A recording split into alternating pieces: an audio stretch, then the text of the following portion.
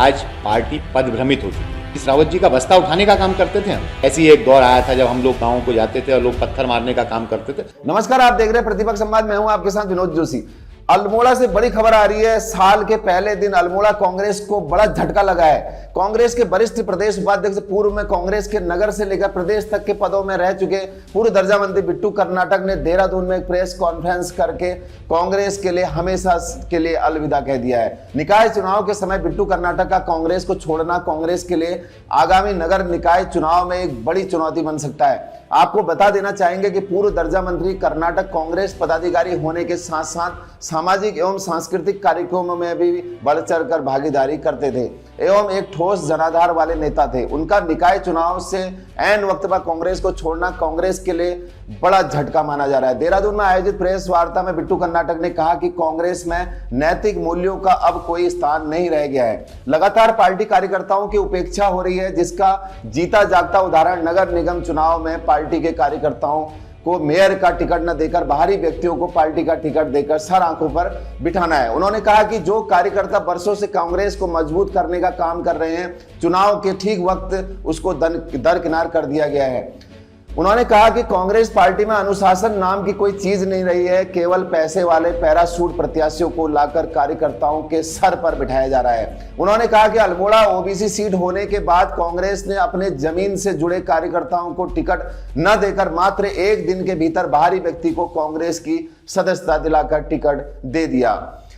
मैंने मन नहीं बनाया है। मैंने पार्टी के अपने समस्त दायित्वों से, जिसमें मेरे पास वरिष्ठ उपाध्यक्ष का दायित्व था और पार्टी की प्राथमिक सदस्यता से त्यागपत्र दे दिया है। कल मैंने माननीय अध्यक्ष जी से, करण महाराज जी से मुलाकात की और अपने वरिष्ठतम नेता आदरणीय हरीश रावत जी से मुलाकात की। उनको इस्तीफा सौंप दिया। इस्तीफा देने का मुख्य कारण है कि आज पार्टी पदभ्रमित हो चुकी है। हमारी पार्टी अपने पद से भ्रमित होकर ऐसे कृत्य कर रही है जो कार्यकर्ताओं के हित में नहीं थे। मैंने लगातार इस बात को अल्मोड़ा से पार्टी फोरम में भी उठाने का काम किया और अपने सम्मानित लोकतंत्र के चौथे स्तंभ पत्रकार बंधुओं के सम्मुख भी इस बात को उठाया कि पार्टी जो भी कार्य करे वो सोच समझ के निर्णय ऐसे हों। जो हमारे लंबे समय से ऐसे कार्यकर्ता हैं जिन्होंने पार्टी की सेवाएं की, 35 साल का मेरा हरीश रावत जी का बस्ता उठाने का काम करते थे हम। तब से आज तक पार्टी ने हमें कई पदों से नवाजा। मैं उस बात के लिए हमेशा इस बात को मानता हूं। लेकिन ऐसे कई मेरे कार्यकर्ता साथी हैं जो उस विषम परिस्थिति में, जब नरसिम्हा राव जी की सरकार के बाद ऐसी एक दौर आया था जब हम लोग गाँव को जाते थे और लोग पत्थर मारने का काम करते थे, उस विषम परिस्थिति में उन्होंने कार्यकर्ता के रूप में काम किया। आज हम उनको भूल जा रहे हैं।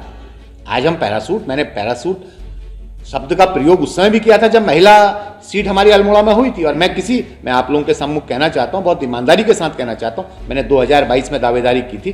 उसके बाद मैं किसी पद के लिए दावेदार नहीं था, ना मैंने कभी किसी पद की मांग की। सरकार में रहते हुए भी हरीश रावत जी इस बात को स्पष्ट कर सकते हैं, मेरी कभी कोई ऐसी महत्वाकांक्षा नहीं रही कि मुझे बहुत ज्यादा किसी पद का लालच रहा हो, मैंने कहा हो मुझे ये बना दिया जाए, मुझे ये दे दिया जाए। लेकिन मेरा कार्यकर्ता, वो कार्यकर्ता जो लगातार हताश है, निराश है, टूट रहा है, उसके बारे में कौन आवाज उठाएगा? अगर हम अपने को नेता कहते हैं और उसके बाद कार्यकर्ता की बात नहीं कर पाते तो फिर मुझे लगा कि उस पद में बना रहना बेकार है। इसलिए मैंने बहुत ही भारी मन से मैं कहना चाहता हूं, क्योंकि इतना लंबा 35 साल का कोई छोटा समय नहीं होता और मैंने कभी भी फिर दूसरे दरवाजे में जाने का काम नहीं किया। आप देख सकते हैं, आप लोग इतने मेरे सब जानकार पत्रकार बंधु हैं, मैं कभी किसी के पास नहीं गया, ना सरकारों के पास गया, ना मैं कभी किसी के पास गया। और मुझे बड़ा दुख के साथ कहना पड़ रहा है कि 35 सालों का अपने इस राजनीतिक सफर को आज मुझे इस तरीके से छोड़ना पड़ रहा है। ये भारी मन है और बहुत शब्द नहीं है कि मैं उन शब्दों को बयान कर पाऊं। श्री कर्नाटक ने कहा कि कांग्रेस में संगठन नाम की कोई चीज नहीं रह गई है और कांग्रेस पार्टी केवल एक प्राइवेट फर्म बनकर रह गई है, जिनको कुछ चुनिंदा लोग संचालित कर रहे हैं। श्री कर्नाटक ने कहा कि पार्टी का सामान्य कार्यकर्ता जो सालों से पार्टी की सेवा करता है, उसको उस पार्टी से दरकिनार कर दिया जाता है।